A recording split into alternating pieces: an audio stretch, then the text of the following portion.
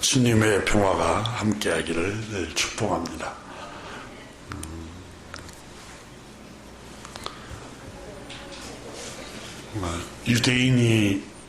유대인 엄마의 힘이라는 저자 사라이마스라는 작가가 유대인 엄마라는 이분이 쓴 책에 인생에 있어서 성공하는 영광을 얻기 위해서는 역경을 부정적으로 바라보지 말고 긍정적으로 생각하라고 그 책에 자녀들에게도 권하고 있습니다. 역경과 고난은 긍정적인 도움과 인생의 디딤돌로 생각하고 믿으라고 그렇게 권하고 있습니다. 그 책에 나오는 내용 일부를 잠깐 소개합니다. 당연히 내 자식들도 실패하거나 뜻밖의 역경에 빠진 적이 많다. 그렇죠. 여러분, 역경이나 고난, 실패를 경험하지 않는 사람은 이 세상에 없을 겁니다. 이 사라이마스라는 유대인 엄마의 힘이라는 이 작가라는 분도 자신도 상하이에서 결혼을 실패했습니다. 이혼을 했습니다. 자신도 역경을 한번 당했기 때문에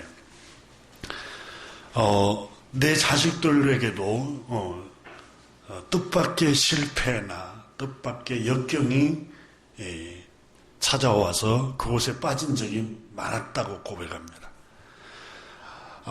내 아들 둘째 아들 후이후이가 외국계 기업에서 일할 때 일이다. 당시 아들 후이후이는 중국 시장을 담당했는데 업무가 무척이나 과중했다. 거기에다가 신입사원 교육까지 맡아 다이아몬드 강점과 관련한 다양한 지식을 가르쳐야만 했다.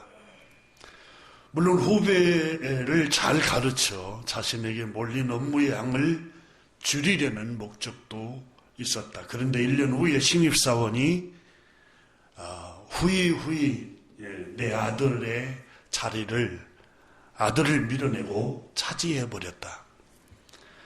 배은 망덕도 유분수이지 누구 덕에 그렇게 됐는데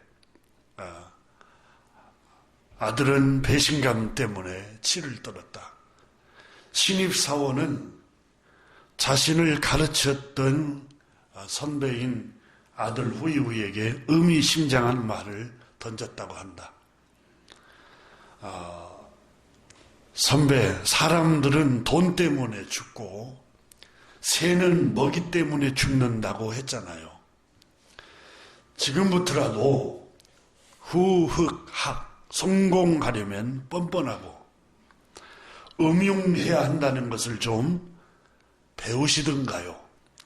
이런 말을 했다고 한다. 나이가 젊을수록 슬픔의 구름 통해서 빠져나오기 쉽지가 않다. 그렇죠. 나이가 젊을수록 한번 실패하고 또 슬픈 일을 경험하면은 거기 헤어나오기가 경험이 없으니까 헤어나오기가 무척 힘드는 게 사실입니다.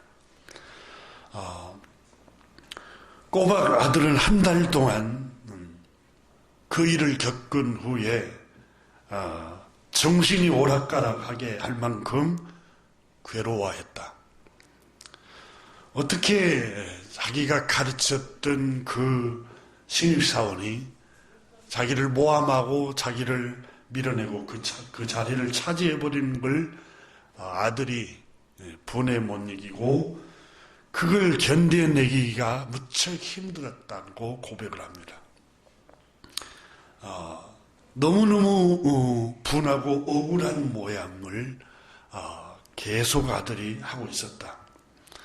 하지만 그렇다고 해서 그 사람을 찾아가 분풀이를 할 수는 없지 않는가. 사람은 언제 어디서 다시 만날지 모르기 때문이다.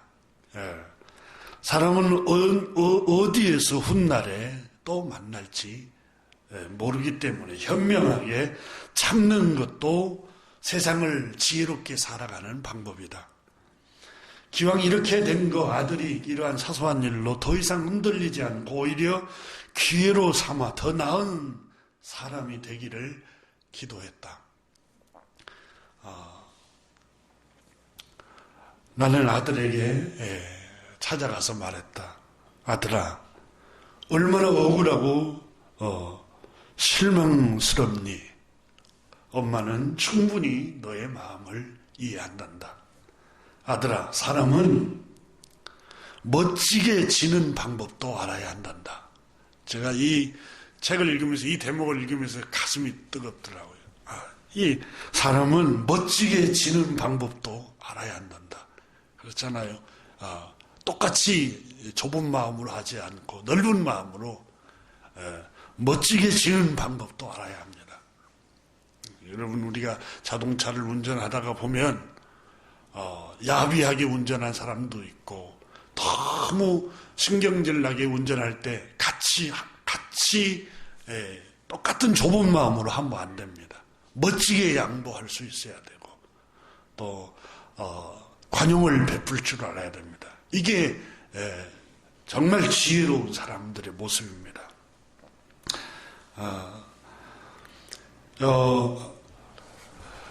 몇 번 졌다고 해서 스스로에게, 몇 번 실패했다고 해서 스스로에게 낙담할 필요도 없고 실망할 필요도 없고 주변 사람들이 너에게 실망할까봐 걱정할 필요도 없어. 곤란을 겪게 되더라도 너무 불편해하지 말아라. 멀리 보라, 아들아. 넓게 보고 멀리 보라. 인생은 멀리 볼 줄 알아야 한다. 넓게 볼 줄 알아야 한다. 그리고 아들 후이후이에게 나는 다음과 같은 이야기를 들려주었다. 어느 날 아들아, 이런 얘기가 있단다. 어느 날 딸이 아버지에게 세상 만사 자신의 뜻대로 되지 않는다고 어떻게 할지 모르겠다고 불평을 하고 원망을 하고 하소연을 하면서 아빠 이제는 싸우는 것조차 지쳤다며 울분을 이렇게 토했단다.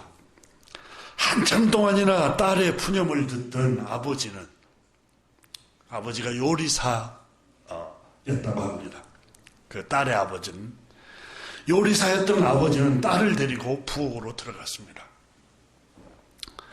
아버지는 아무 말도 하지 않고 당근 1개, 그리고 달걀 1개, 인스턴트 커피 1봉지를 꺼내 각각 다른 냄비에 물을 붓고 불을 붙였습니다. 아버지가 무엇을 하려는지 딸이 알 길이 없던 마음에 답답한 마음으로 딸은 지켜보았습니다. 부엌에 따라 들어가서 10분쯤 지났을까 아버지는 불을 끄더니 당근과 달걀을 냄비에서 꺼내고 커피는 컵에 부었습니다. 그리고 나서 딸에게 물었습니다. 딸아, 뭐가 보이니? 아버지의 의도를 이해하지 못한 딸은 알 수 없다는 표정으로 대답했습니다. 보이기는 뭐가 보여요? 당근, 달걀, 커피, 그 외에 뭐가 보이는 게 있어요? 아버지는 딸에게 말했습니다. 당근은 만져지고 달걀은 껍데기는 까고 커피는 마시라고 했다. 그런데도 딸이 도대체 영문을 모르겠다는 표정으로 아버지를 천천히 아버지 입에 움직이는 것만 지켜보았습니다. 그때 아버지는 다시 딸을 향해서 말했습니다. 딸아, 자 보려. 당근, 달걀, 커피는 똑같이 끓는 물이라는 역경에 부딪혔을 때 그에 대한 반응은 서로 다르게 나타났단다. 당근은 끓는 물에 아주 단단했던 당근은 부드러워지고 또 반면에 쉽게 깨지는 달걀은, 흘러내리는 달걀은 끓는 물에 오히려 단단해졌지 않니? 그리고 인스턴트 커피는 물과 아예 혼연일체가 되었고, 따라 너는 어떤 사람이니? 마땅치 않는 일이 닥쳤을 때 실패가 닥치고, 억울한 일이 닥치고, 슬픔이 닥치고, 아픔이 닥쳤을 때 당근 같은 사람이 되고 싶니? 아니면 달걀 같은 사람, 더 단단해지는 사람이 되고 싶니? 그도 아니면 인스턴트 커피 같은 사람이 되고 싶니? 이 얘기를 후이 둘째 아들에게 해주었습니다. 이 이야기를 읽으면서 정말 귀한 교훈이다. 그러면서 아들아, 인생을 살다 보면 항상 두 갈래의 길 앞에 서게 된단다. 그 중에 어떤 길을 선택하냐에 따라서 전혀 다른 결과를 얻게 되기도 하지. 그런데 인생이라는 게 참 묘해서 지금 당장 가장 좋은 것을 선택한다 해도 최악의 결과가 올 수도 있고, 반대로 지금 당장 처지가 굉장히 비관적이고 힘들고 어렵고 고통스럽고 실패해도 오히려 그것이 디딤돌이 돼서 더 그 사람이 내면이 단단해지는 경우도 있고, 그걸로 인해서 오히려 더 잘 되는 경우도 허다하단다. 옛말에 이런 말이 있지 않니? 인생 무상 세옹지 마라고. 이 가르침을 꼭 기억하렴. 그 후로 다행히 아들은 시리를 딛고 일어서서 중국 내에서 다이아몬드 소매상으로 어마어마한 부자가 되었습니다. 자기가 나중에 나와서 차리게 된 거죠. 그 자리를 뺏기니까 오히려.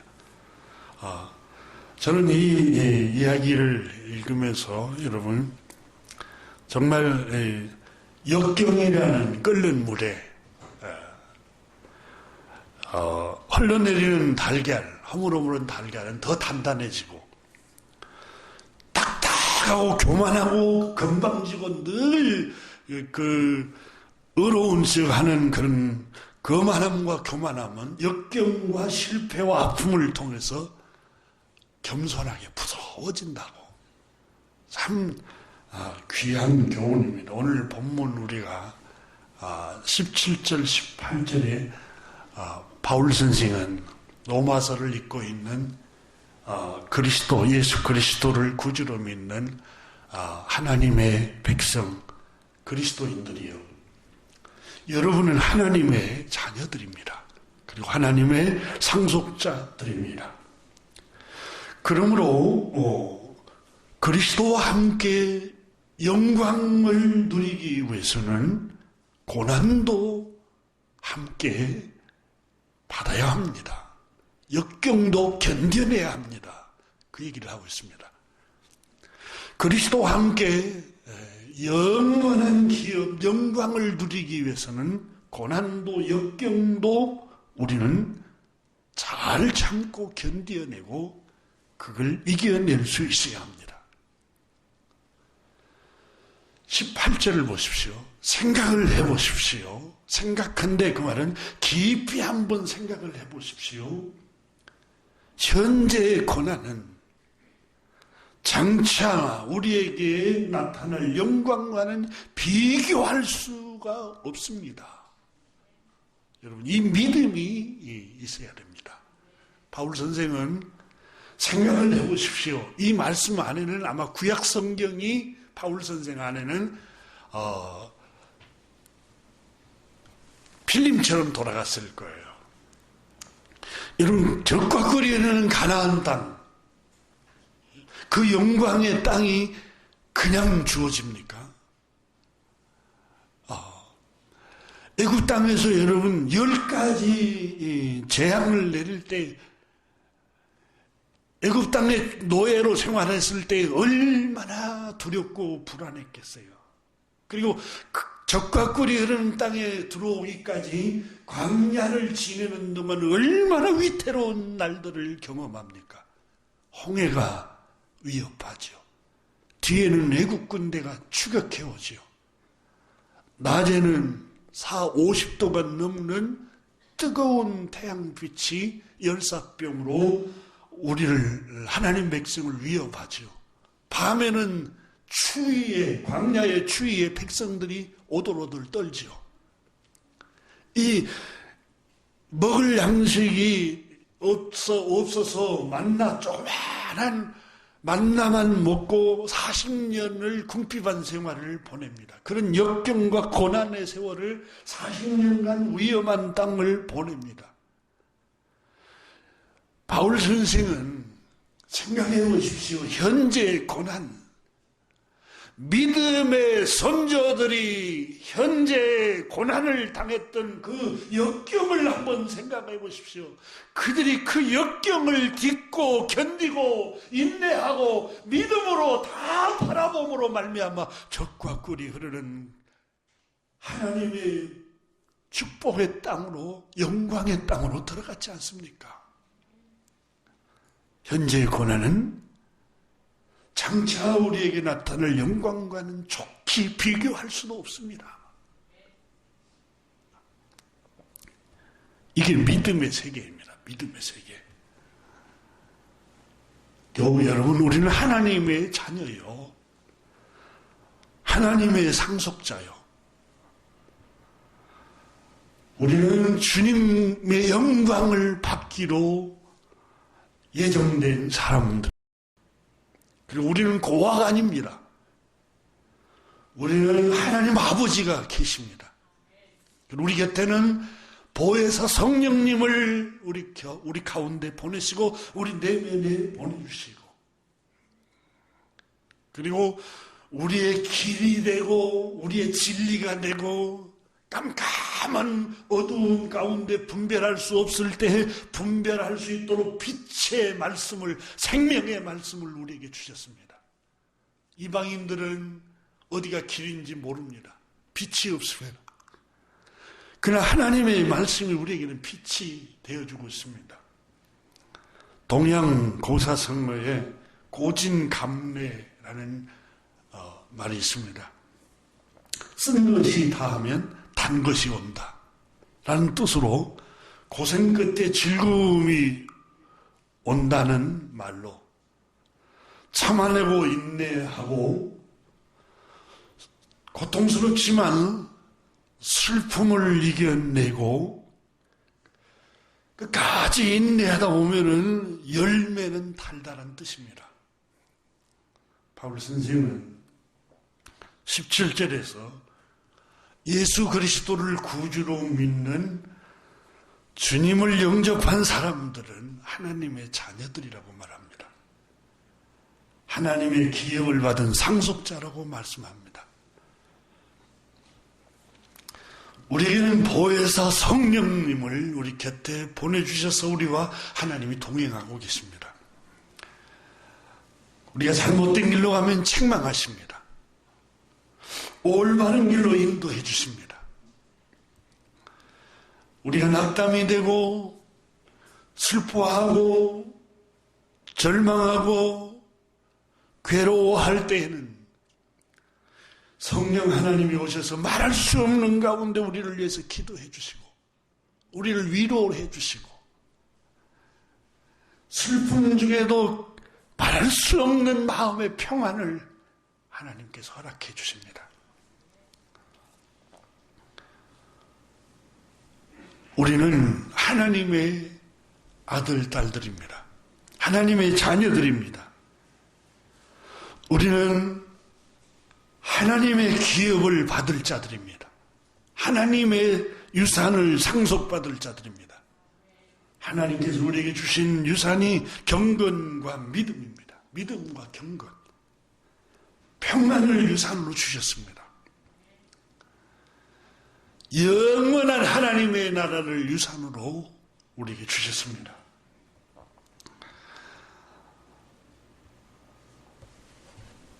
하나님께서는 오늘 본문 말씀을 통해서 바울 선생님께서는 이런 기업, 하나님의 영원한 기업, 생명보다 더 귀한 기업을 우리에게 주셨는데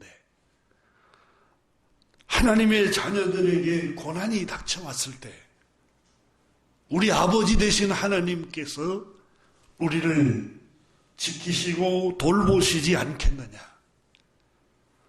아버지 하나님은 우리를 지키시고 돌보시고 인도해 주심을 믿으라고 말씀합니다.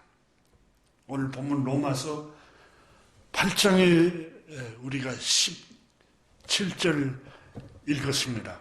18절 읽었습니다. 생각하건대 현재의 고난은 장차 우리에게 나타날 영광과는 비교할 수 없도다. 영광을 주기 위해서 고난을 주신다는 겁니다. 여러분, 현재의 고난은 장차 나타날 영광을 위해서 하나님이 주신다는 거예요. 이 말씀을 믿으십시오. 아마 젊었을 때는 그게 와닿지 않을 수 있습니다. 인생을 오래 사시는 분들, 우리 권사님, 장로님들은 젊었을 때 고생이 결국은 영광을 주시기 위함이라는 걸 경험할 것입니다. 로마서 8장 26절에 바울 선생은 고난당할 때 낙심하지 마십시오. 절망하지 마십시오. 자포자기 하지 마십시오. 왜 그러십니까? 이와 같이 성령님도 우리의 연약함을 도우시나니 우리는 돕는 분이 계신다는 거예요. 우리는 고아와 같이 버려진 사람들이 아닙니다. 하나님 아버지께서 보내신 보혜사 성령님이 우리 곁에 계십니다. 성령 하나님이 우리의 연약함을 도우신다고 말씀합니다. 내가 흐느끼고 있을 때, 내가 슬퍼하고 있을 때, 내가 너무너무 외로워하고 고독해하고 고통스러워할 때 성령님은 우리를 도와주신다고 말씀합니다.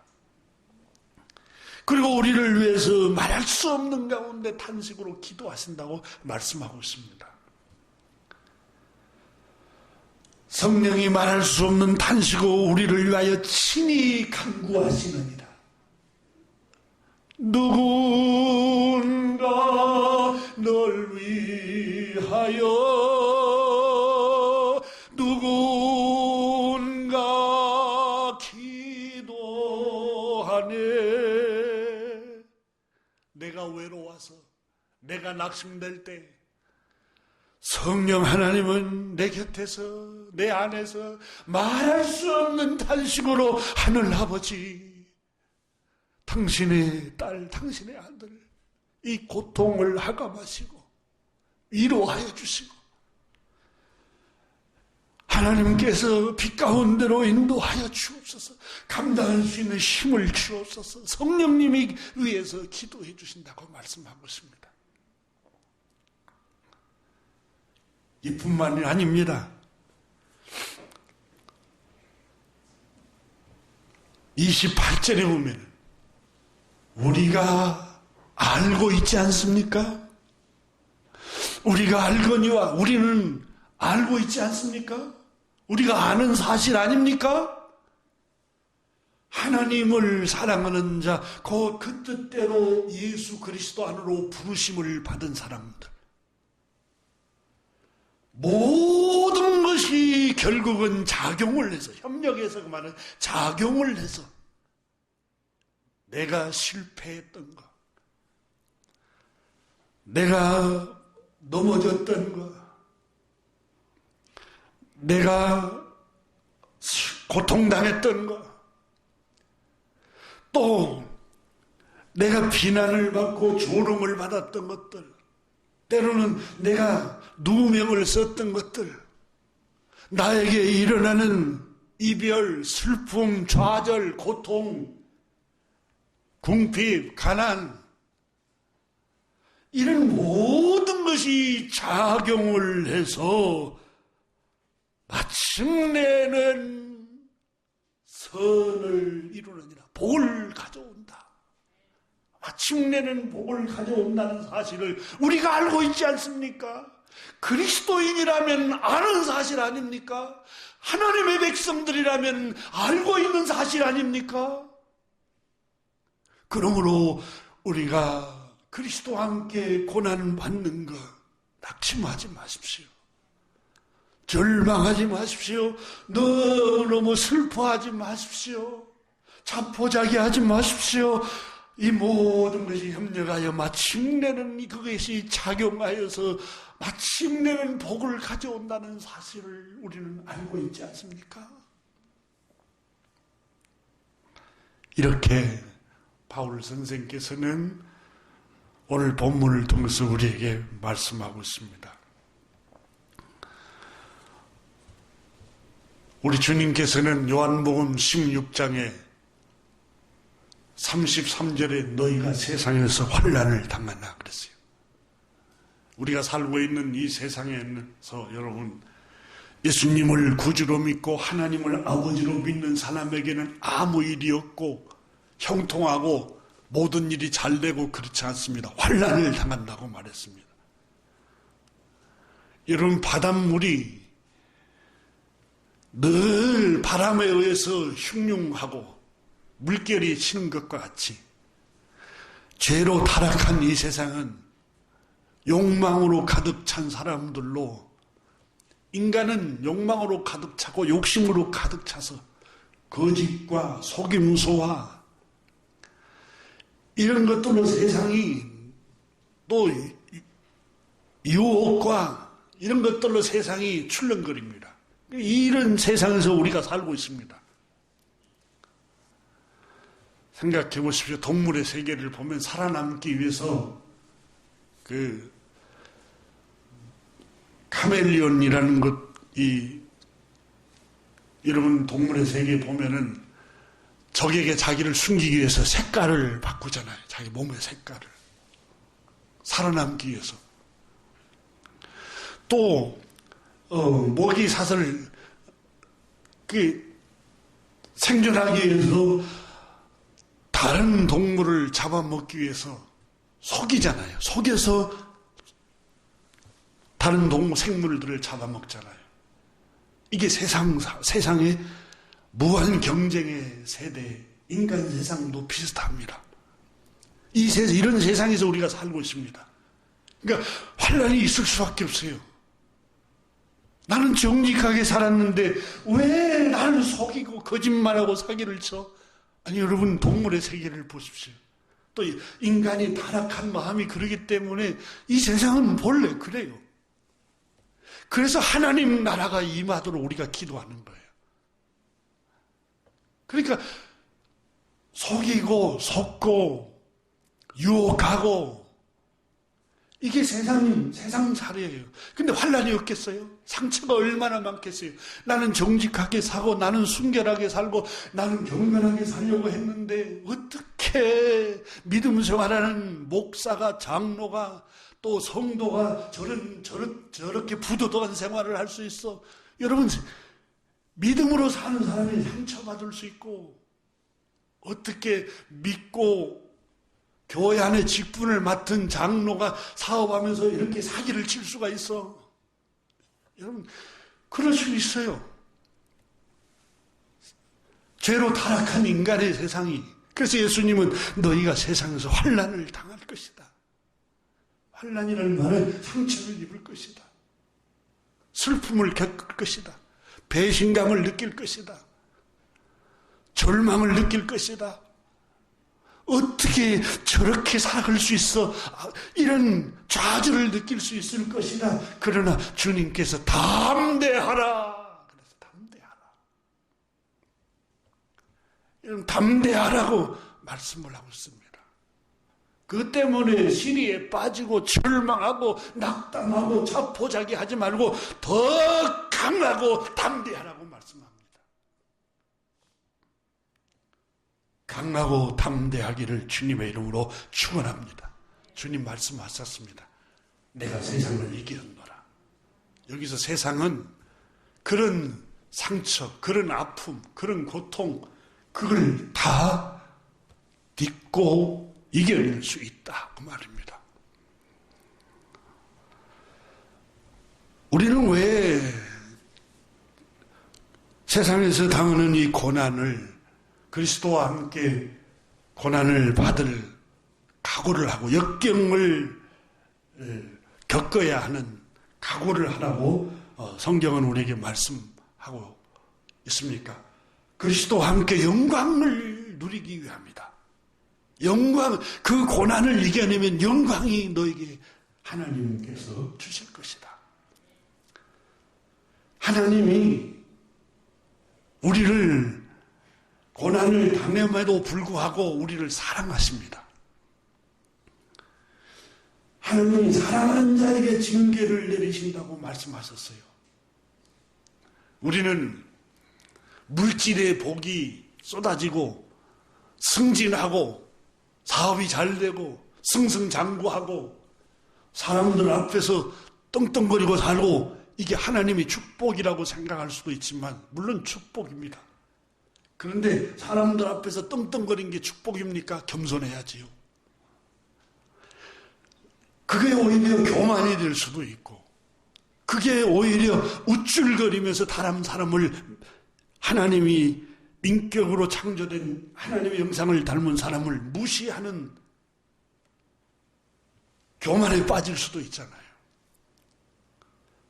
하나님이 우리를 사랑하시는 놀라운 축복은 여러분, 하나님이 나를 사랑하고 있다는 사실을 깨닫는 게 축복입니다. 하나님이 나를 사랑하고 있다는 사실.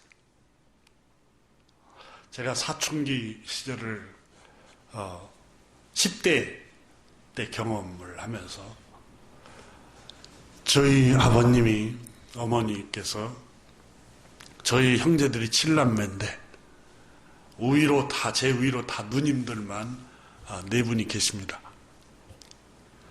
그래서 아들을 못 낳으니까 그때는 아들 선호 사상이었잖아요. 성경에는 하나님이 사람을 창조시되 하나님의 형상대로 남자와 여자를 하나님의 형상대로 똑같이 창조했다고 나와요. 그런데 우리 선조들은 창조주 하나님을 알지 못했잖아요. 유교만을 믿었잖아요. 그러니까 말씀을 모르니까 그저 나무 선호 사상 때문에. 그래서 저희 아버님이 아들만 하나 달라고 기도를 하면서 식사할 때도 그러고 어디 농사지러 갔을 때 여러분 농사할 때 이렇게 음식을 먼저 논에다가 이렇게 뿌리면서 아들을 하나 달라고 이렇게 하면서.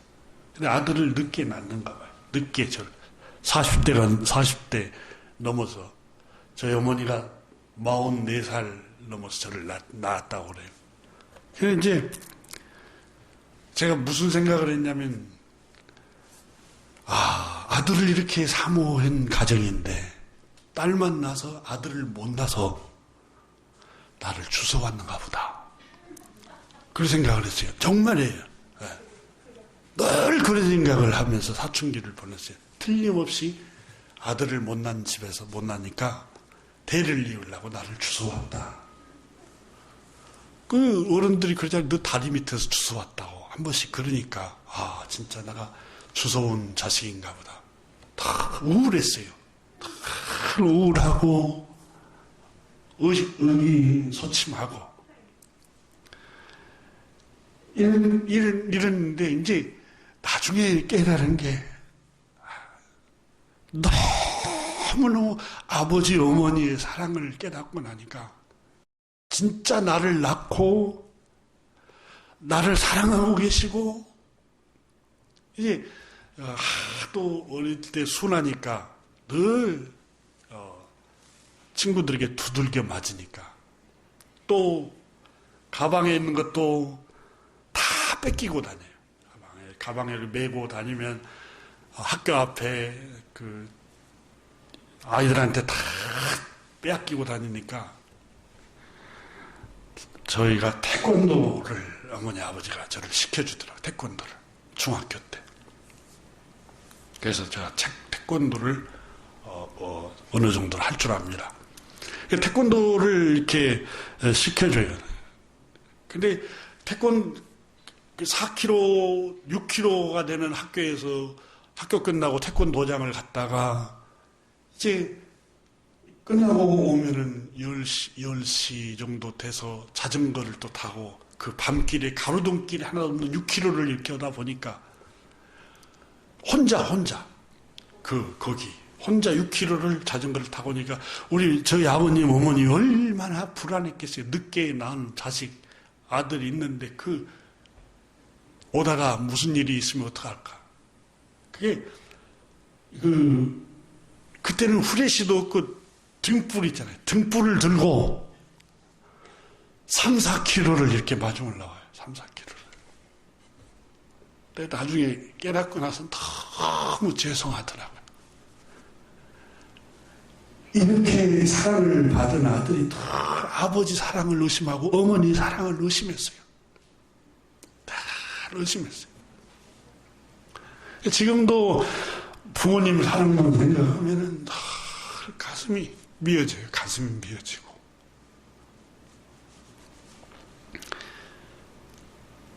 사랑은 정말 놀라운 것 같아요. 사랑은.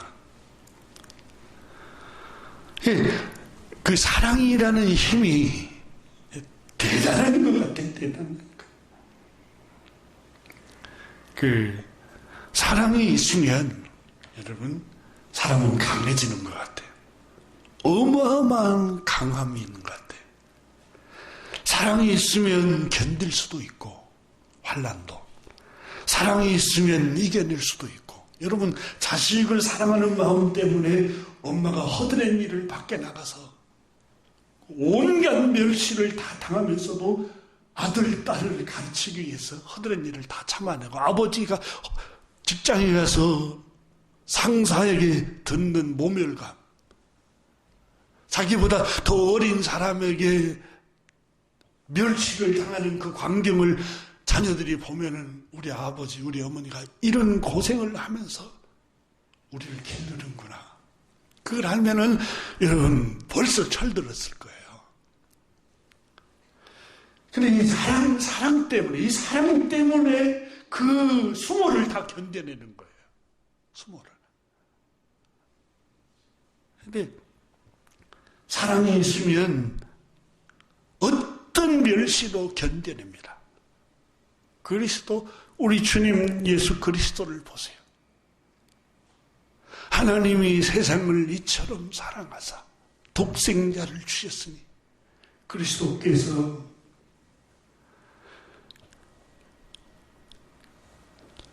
도살장으로 끌려가는 어린 양이 되셔서 끊임없이 조롱하고 끊임없이 침을 뱉고 뺨을 때리고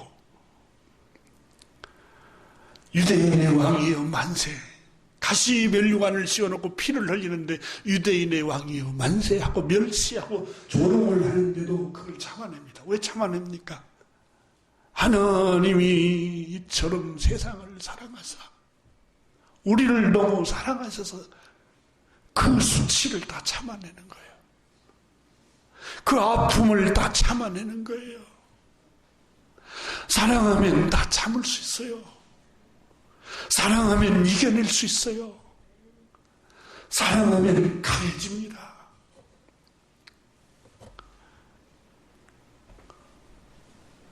채찍으로 내리쳐도 다 신음소리만 내지 참아냅니다. 왜 그렇게 그리스도께서 참아냅니까? 우리를 사랑하셔서 우리 죄를 담당해 주기 위해서. 이게 하나님 사랑이에요. 아가서 8장 6절에 너는 나를 도장같이 마음에 품고 도장같이 팔에 두라.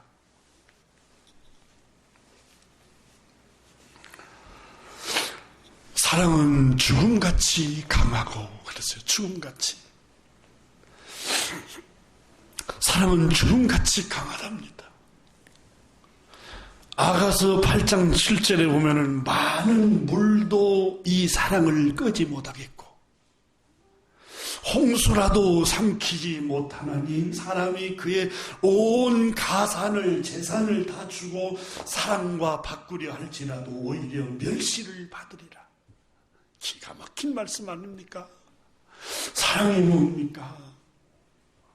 여러분, 수많은 물을 실어다가 불을 끄면 꺼집니다. 그런데 아가서 8장 11절에 수많은 양의 물을 갖다가 부어도 끄지 못하는 불이 사랑이랍니다. 사랑. 진정한 사랑은 물로 못 꺼요.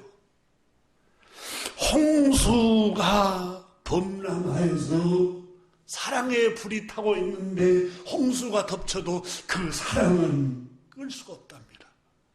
이게 진정한 사랑이에요. 이게 하나님의 사랑이에요. 그리고 온 재산을 다 준다 할지라도 사랑과 바꾸려고 할지라도 오히려 멸시를 받으리라. 안 바꾼다고 말이에요. 진짜 사랑은 여러분 재산을 다 줘도 안 바꿔요. 진짜 사랑은. 진짜 사랑이 여러분 창세기 29장에 야곱이 라헬을 더 사랑함으로 데려받은 내가 외삼촌의 작은 딸 라헬을 위하여 외삼촌에게 7년을 섬기리이다. 이렇게 기록합니다. 야곱이 여러분 외삼촌 라반에게 뭐라고 고백한 줄 아십니까? 낮에는 더위를 무릅쓰고 밤에는 추위를 무릅쓰고 노예처럼 외삼촌의 일을 했습니다. 근데 노예처럼 7년 동안 더 일하겠습니다. 왜요? 나를 사랑함으로. 그 외삼촌 딸을 사랑해서 아내로 맞이하기 위해서 사랑함으로 7년 동안 노예 생활을 내가 더 하겠습니다. 근데 창세기 29장 20절에 야곱이 라헬을 위하여 7년 동안 라반을 섬겼으나 그를 사랑하는 까닭에 7년을 며칠같이 여겼더라. 이게 사랑입니다.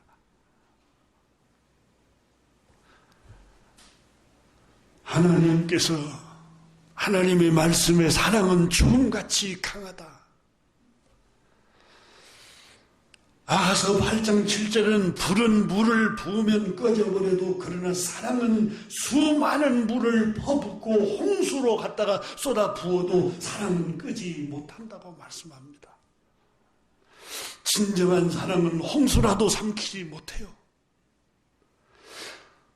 사람이 그의 온 자산 재산을 다 주고도 사랑을 바꾸려 할지라도 오히려 멸시를 받게 되고 이것이 진정한 사랑입니다. 하나님이 우리를 이렇게 사랑했어요, 여러분. 자기 아들을 아끼지 아니하시고 모든 걸 내어주신 분이 너희 하나님 아버지시다. 오늘 본문 로마서 8장 한번 보십시오.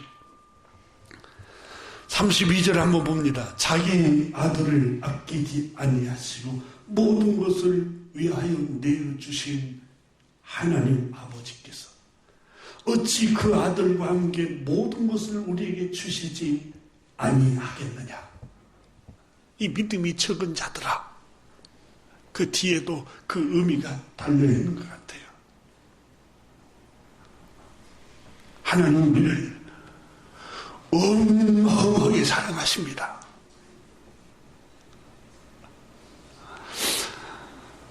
여호와를 찬양하라. 여호와 하나님께 영광을 돌리라. 그의 선하심과 그의 인자하심, 사랑하심이 영원하도다. 영원하도다.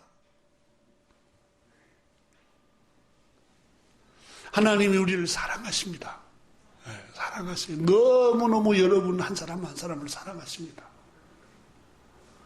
요한복음 10장에 말씀했어요. 여러분 특별한 사람만 사랑하고 특정한 사람만 사랑하고 그렇지 않습니다. 요한복음 10장에 나는 선한 목자라 예수님께서 내 양은 나를 알고 나는 내 양을 그를 알며.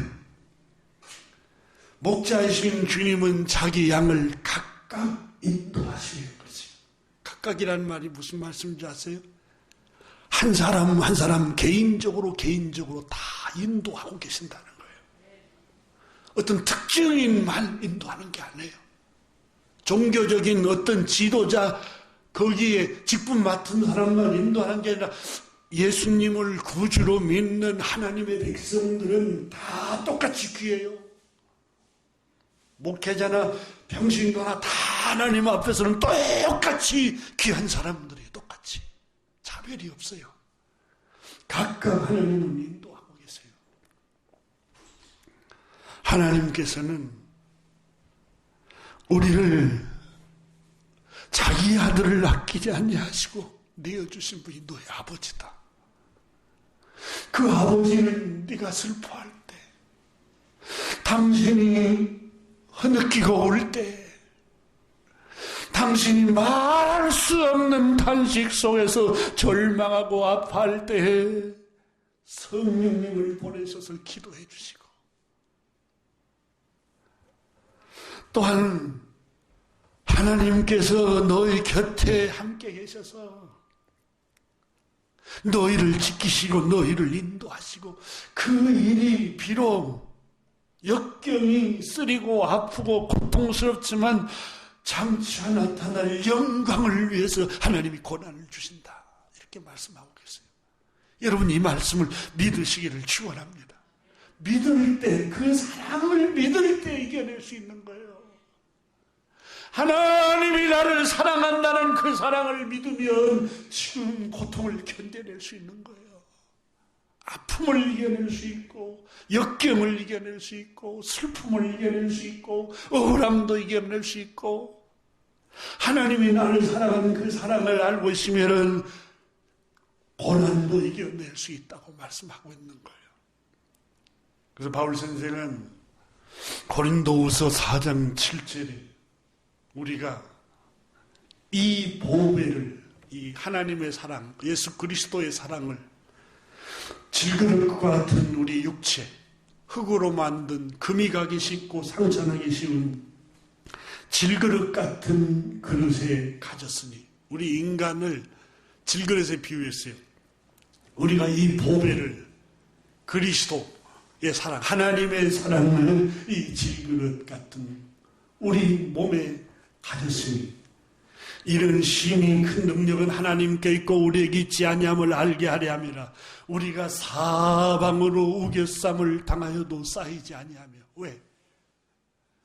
하나님이 나를 사랑하고 있다는 사실을 알고 있어요. 사방으로 우겨쌈을 당해요.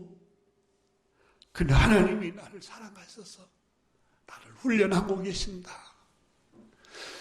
장차 나타날 영광의 자리로 인도하기 위해서 하나님이 나를 훈련하고 계셔. 이 사실을 여러분 믿고 있으면 사방으로 우겨쌈을 당하여도 쌓이지 아니하며, 답답한 일을 당하여도 낙심하지 아니하며, 하나님이 나를 사랑하셔서 훈련하시는 거야. 하나님이 나를 훈련하셔서 나를 사랑해서 더 단단하기 위해서, 단단하게 만들기 위해서 고난에 끓는 물에 넣어서 나를 더 내 심령, 내 영혼 더 단단하도록 하시기 위해서 고난을 주신 거야.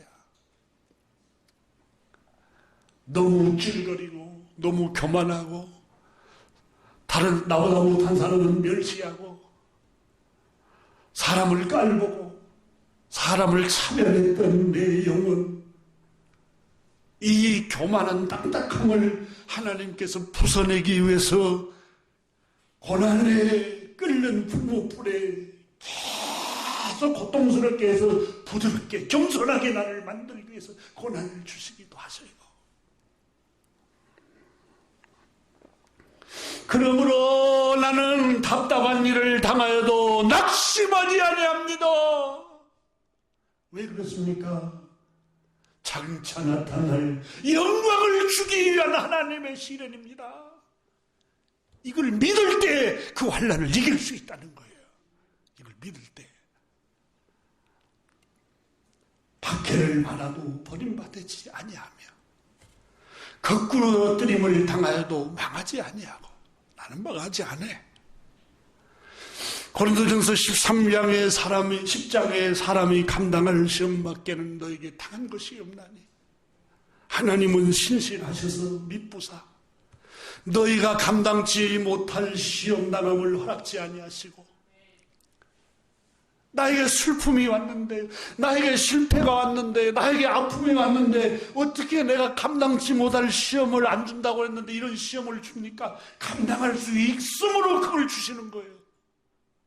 여러분을 믿고 하나님 아버지께서 여러분의 강함을 믿고 심지를 믿고 여러분의 그 강함을 믿기 때문에 그 시련을 주는 거예요.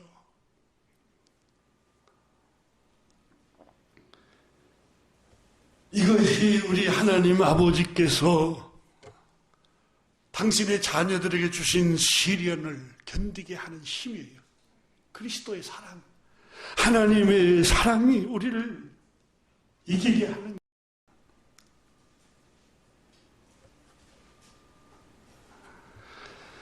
야고보서 1장 2절부터 4절에 공동번역에 이렇게 번역했습니다. 내 형제 여러분, 그리스도를 구주로 믿는 같은 형제 여러분, 여러분은 여러 가지 고난을 만나고 시련을 당할 때에 여러분은 낙담하지 말고 그것을 다시 없는 기쁨으로 여기십시오. 이 믿음의 시련을 받으면 인내력이 생기고 이 인내력은 마침내 여러분을 온전한 사람으로 하나님께서 단련해 가십니다. 이렇게 말씀합니다. 오늘 본문에 자녀이면 또한 상속자요 하나님의 상속자는 장차 나타날 그리스도와 함께 받을 영광을 상속받을 자이므로 이 땅에 사는 동안 고난을 함께 받아야 할 것이라고 말씀하고 있습니다. 여러분, 그리스도를 믿는 예수 그리스도를 구주로 믿는 그리스도인이 누구입니까? 하나님의 자녀라고 17절에 말씀합니다. 상속자라고 말씀합니다. 하나님께서 심히 사랑하는 사람들이라고 말씀합니다. 하나님의 자녀가 누구입니까? 우리 구주 예수 그리스도께서 마태복음 6장 25절 이하에 그러므로 내가 너희에게 이르노니 염려하지 말라. 공중의 새를 보라. 심지도 않고 거두지도 않고 창고에 모아들이지도 아니하되 너희 하늘 아버지께서 기르시나니 너희는 이것들보다 귀하지 아니하냐. 오늘 있다가 내일 아궁이에 던지우는 들불도 하나님이 이렇게 입히시거든 하물며 너희일까 보냐. 믿음이 적은 자들아, 너희는 내 자녀들이라는 거예요. 하나님 아버지께서. 너희 하늘 아버지께서는 32절에 이 모든 것이 너에게 있어야 할 줄 아시느니라. 아버지께서 아신다고 말씀합니다. 하나님 아버지는 우리를 너무너무 사랑하십니다. 하나님께서 야고 우리를 너무 사랑하셔서 지금 고난이 장차 우리에게 나타날 영광을 주시기 위한 고난이라고 오늘 성경에 말씀합니다. 히브리서 기자는 히브리서 12장에 주께서 6절에 그 사랑하시는 자를 징계하시고 그가 받으시는 아들마다 채찍질 하십니다. 여러분, 세계 인류 역사 가운데 가장 고난을 많이 겪은 민족이 유대인이라고 합니다. 유대인들은 고난의 역사입니다.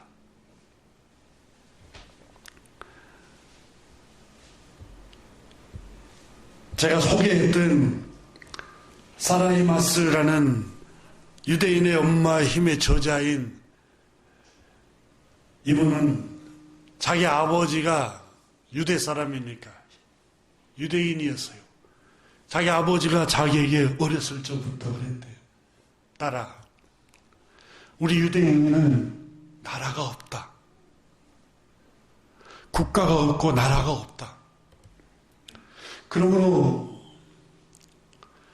세계에 흩어져 살아남기 위해서는 지혜로워야 한다.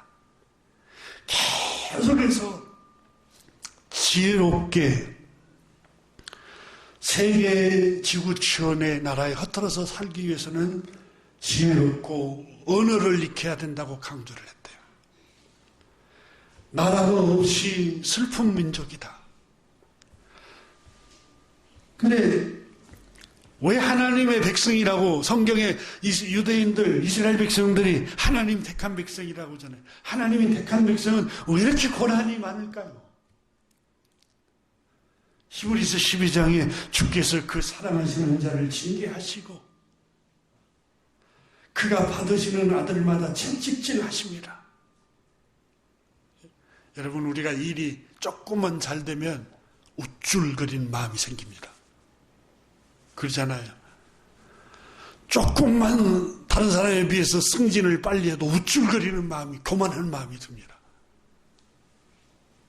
조금만 자산이 많아지고 재산이 많아지고 더 좋은 집에서 살면 그보다 못한 사람을 볼 때 밑으로 쳐다보려고 하는 그런 교만한 아주 악한 마음이 우리 안에 싹 트는 경우가 있습니다.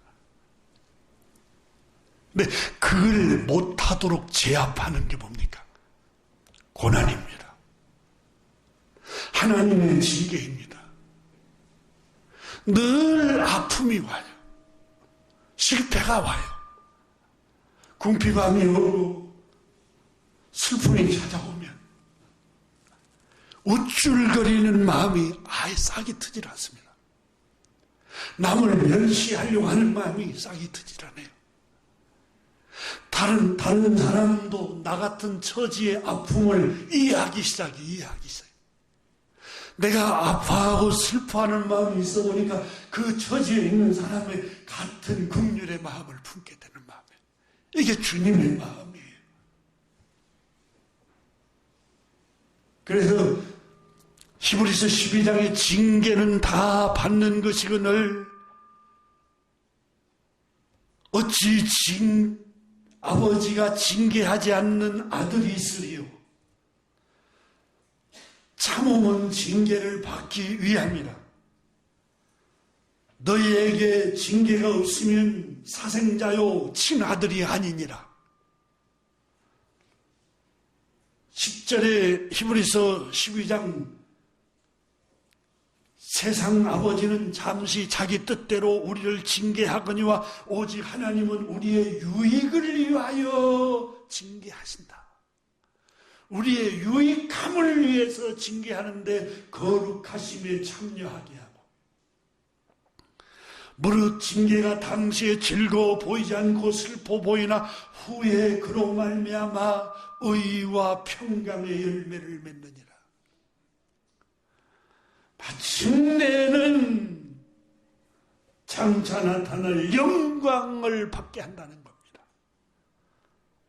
동안에는 은을, 풀무는 금을 달려나거니와 여호와는 마음을 괴롭힌다. 잠언 17장 3절에 말씀했습니다.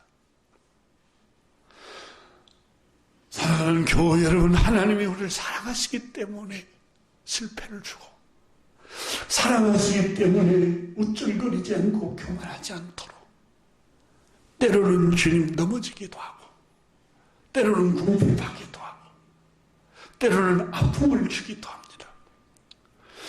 장차 나타날 영광을 하나님 주실 것을 믿고 감사함으로 여러 가지 시련이 찾아와도 긍정적으로 바라보시기를 주님의 이름으로 축원합니다.